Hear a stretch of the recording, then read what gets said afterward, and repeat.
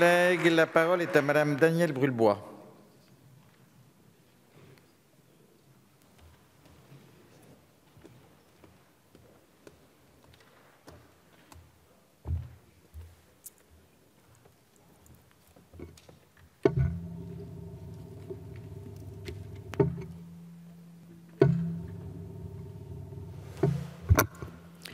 Monsieur le Président, Madame la Ministre, Madame la Rapporteure, mes chers collègues, GEMAPI, un de ces trésors d'acronymes dont notre société est friande, mais un acronyme synonyme de tracas pour les élus locaux.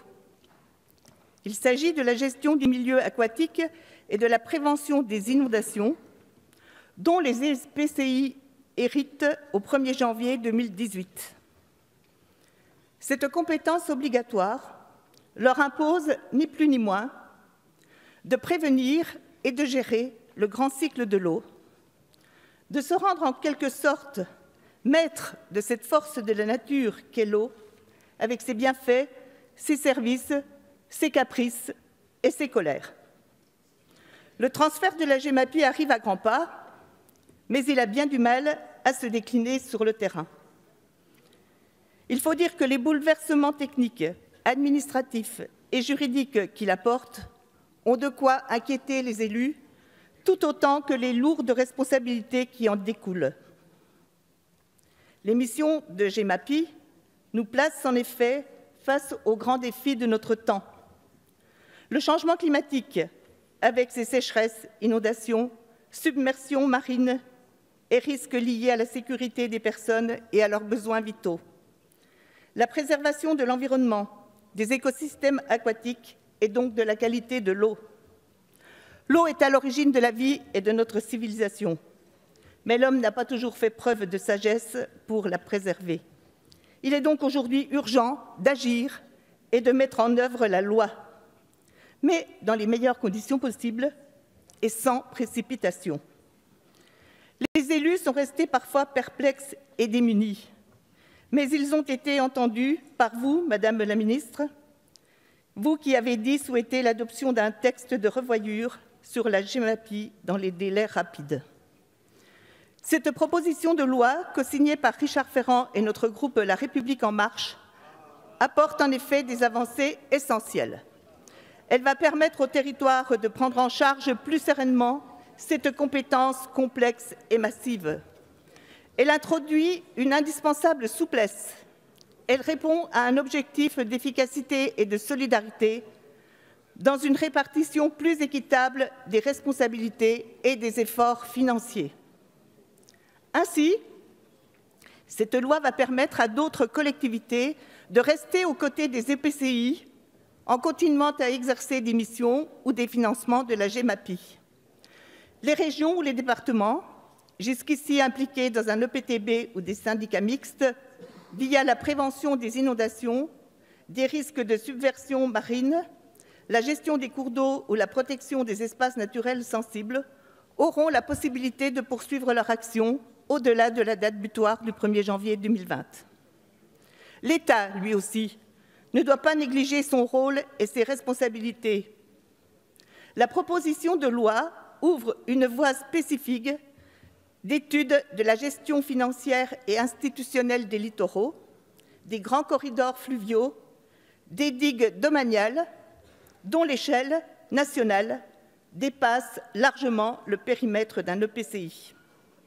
D'autres dispositions importantes font évoluer les conditions dans lesquelles les EPCI pourront transférer la compétence. D'abord, par la possibilité de dissocier les 4 missions constitutives de la GEMAPI, qui étaient jusqu'alors indivisibles. Il deviendra possible de les déléguer ou de les transférer en partie seulement ou dans leur totalité. C'est une sécabilité interne qui va faciliter leurs modalités d'exercice. L'idée étant que là où l'action est efficace, elle puisse être poursuivie sans bouleversement et sans dommage. Ensuite, par l'élargissement de la liste des acteurs, qui pourront être aussi bien les EPTB, les EPAGE, les PNR, que les syndicats mixtes de droit commun ou autres syndicats de rivière. Les élus étaient inquiets à juste titre de voir disparaître ces syndicats de proximité et donc de voir partir avec eux une expertise de longue date. Les délégués qui les composent sont la plupart du temps des bénévoles. Passionnés et dévoués, ils n'hésitent pas à quitter leur ordinateur et à chausser leurs bottes pour être au chevet des milieux aquatiques chaque fois qu'il le faut. Ils sont la mémoire de nos territoires et l'histoire de l'eau éclaire aussi le présent. Cette proposition de loi leur reconnaît une place. Cette proposition de loi montre aussi une volonté forte d'accorder un espace de liberté aux élus. J'y vois une marque de reconnaissance des nombreuses actions déjà menées et un témoignage de confiance en leur capacité à trouver des solutions. Merci. Les 7 articles de cette loi vont donc permettre d'élaborer une feuille de route consensuelle au service de la protection des populations, de nos ressources les plus précieuses et de la solidarité au fil de l'eau, de la source à la mer. Merci. Merci, mes chers collègues. Pour finir, je citerai Nicolas Hulot, le ministre de la Transition écologique et solidaire. La contrainte écologique et climatique vient complexifier l'action publique, mais cette complexité doit nous rassembler. Et nous allons nous rassembler en votant tous cette loi. Merci. La parole est à Monsieur Viala.